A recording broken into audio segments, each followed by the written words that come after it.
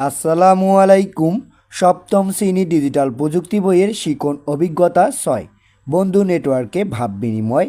এই শিখন অভিজ্ঞতাটি দেওয়া কাজগুলোর উত্তর নিয়ে এখন আমি আলোচনা করব। তাহলে চলুন শুরু করা যাক।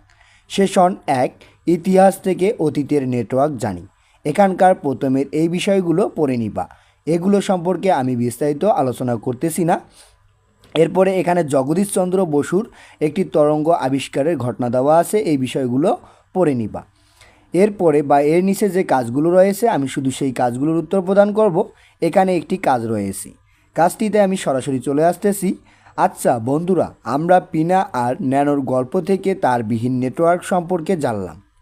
আমাদের চারপাশে কি এমন তারবিহীন নেটওয়ার্ক আছে?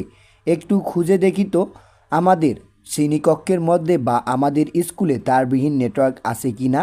নিচের ছকটি পূরণ করি। এখানে একটি ছক দেওয়া আছে। ছকটির মধ্যে এখানে বলা হয়েছে স্কুলের মধ্যে তারযুক্ত নেটওয়ার্ক, আর এবার বলা হচ্ছে কি স্কুলের মধ্যে তারবিহীন নেটওয়ার্ক। তাহলে স্কুলের মধ্যে তারবিহীন আর তারযুক্ত নেটওয়ার্কগুলো কী কী? প্রথমেই তারযুক্ত নেটওয়ার্কগুলো হচ্ছে টেলিফোন, তারপরে সিসি ক্যামেরা, এরপরে হচ্ছে প্রজেক্টর, ফটোকপি মেশিন, প্রিন্টার। এগুলো হচ্ছে কি স্কুলের মধ্যে তারযুক্ত নেটওয়ার্ক। এরপরে এখানে আমি দিয়েছি তারবিহীন নেটওয়ার্কগুলো mobile, bluetooth, laptop, tablet, wifi. এগুলো হচ্ছে কি তারবিহীন নেটওয়ার্ক। এভাবেই এই ছকটির উত্তর করবা। এরপরে আগামী সেশনের প্রস্তুতি। আগামী সেশনের প্রস্তুতির এখানে বলা হয়েছে তোমরা তোমাদের বাড়ির চারপাশে কি কি ধরনের নেটওয়ার্ক আছে সেগুলো কোথা থেকে কোথায় গেছে দেখে আসবা। তোমরা এটা দেখে আসবা, এটি সম্পর্কে বিস্তারিত আর বলার কিছুই নেই। এরপরে আসি অপর পৃষ্ঠায়। সেশন 2, আমার চারপাশে আছে নানা ধরনের নেটওয়ার্ক। এখানে বলা হয়েছে আমরা আমাদের চারপাশের বিভিন্ন যন্ত্র পর্যবেক্ষণ করে দেখি কোনটি তারের সাহায্যে এবং কোনটি তারের সাহায্য ছাড়া তথ্য আদান প্রদান করে। এখন এইখানে একটি ছক রয়েছে। ছকের প্রথম কলামে যন্ত্র, এরপরে হচ্ছে তথ্য পাঠানোর মাধ্যম, এরপরে হচ্ছে আমার কোনো পর্যবেক্ষণ। এখানে প্রথম দুটি করে দেওয়া আছে। এই দুটির আলোকে কী করতে হবে, নিচে আরও কিছু যন্ত্রের নাম আর তথ্য পাঠানোর মাধ্যম এবং পর্যবেক্ষণ থাকলে লিখতে হবে। এখানে আমি কয়েকটি যন্ত্রের নাম দিয়েছি। টেলিভিশন। টেলিভিশন কি একটি তারযুক্ত নেটওয়ার্ক। তাহলে টেলিভিশন তারযুক্ত মানে কি, যেমন বৈদ্যুতিক তার দিয়ে টেলিভিশন চালানো হয়, এই জন্য এটা কি তারযুক্ত নেটওয়ার্ক। এরপরে হচ্ছে যে শুধু তথ্য গ্রহণ, মানে টেলিভিশন থেকে কী করা যায়, শুধু তথ্য গ্রহণ করা যায়, তথ্য প্রদান করা যায় না। এরপরে হচ্ছে টেলিফোন। টেলিফোনও কি তারযুক্ত একটা নেটওয়ার্ক, তথ্য গ্রহণ ও প্রেরণ, মানে টেলিফোনে কেউ কথা বললে আবার কথার কী পাওয়া যায়, উত্তর পাওয়া যায়, তাই কি হচ্ছে তথ্য গ্রহণ ও প্রেরণ। এরপর হচ্ছে ল্যাপটপ। ল্যাপটপ কি তারবিহীন, এখানেও কি করা যায়, তথ্য গ্রহণ করা যায়, আবার কি করা যায়, প্রেরণ করা যায়, তাহলে তথ্য গ্রহণ ও প্রেরণ। এরপরে প্রজেক্টর। প্রজেক্টর কি তারযুক্ত মাধ্যম, এটা নেটওয়ার্কের মাধ্যম। এখানে কি করা হয়, শুধু তথ্য প্রেরণ করা হয়, তথ্য গ্রহণ করা হয় না। এরপর হচ্ছে কম্পিউটার, তারযুক্ত একটা নেটওয়ার্ক, তাহলে কি হচ্ছে তথ্য গ্রহণ ও প্রেরণ উভয়ই করা যায়। এভাবে এখানে এই ছকটির উত্তর করবা। এরপরে এখানে বলা হয়েছে আমরা এবার খুঁজে বের করি নেটওয়ার্কগুলো কিভাবে কাজ করে।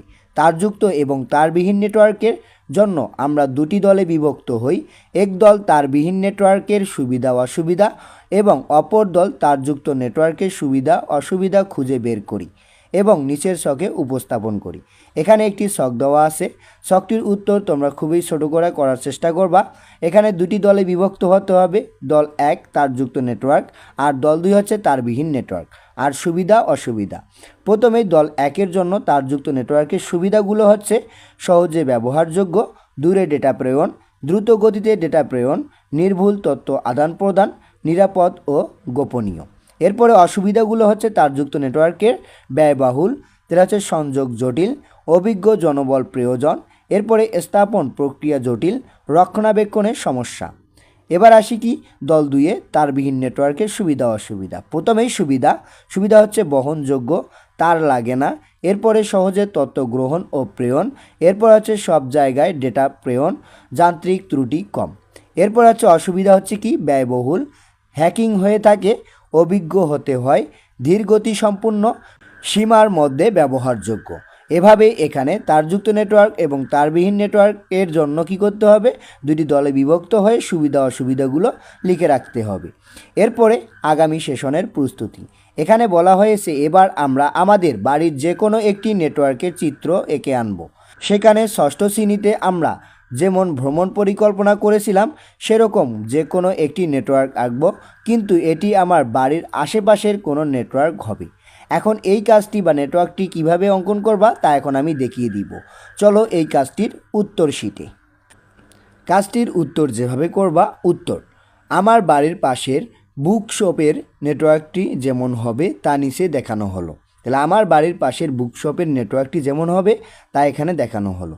এখন দেখো নেটওয়ার্কটির প্রথমে কি করতে হবে, এখানে দিবা বুক শপের নেটওয়ার্ক। তাহলে বুক শপের নেটওয়ার্কের এখানে কি করা হয়েছে, একটা হাব দেওয়া হয়েছে, তারপরে ল্যাপটপ, কম্পিউটার, তারপর হচ্ছে সিপিইউ, তারপর প্রিন্টার, তারপর হচ্ছে মোবাইল। এটা হচ্ছে কি একটা বুক শপের নেটওয়ার্ক। এইভাবেই একটা কি করবা, নেটওয়ার্কের চিত্র অঙ্কন করবা। তাহলে আজকে এ পর্যন্তই। এর পরবর্তী ভিডিওতে আমি এর পরের দেওয়া কাজগুলোর উত্তর নিয়ে আলোচনা করব। ধন্যবাদ সবাইকে এতক্ষণ সঙ্গে থাকার জন্য। ভিডিওটি ভালো লাগলে লাইক এবং সাবস্ক্রাইব করবেন।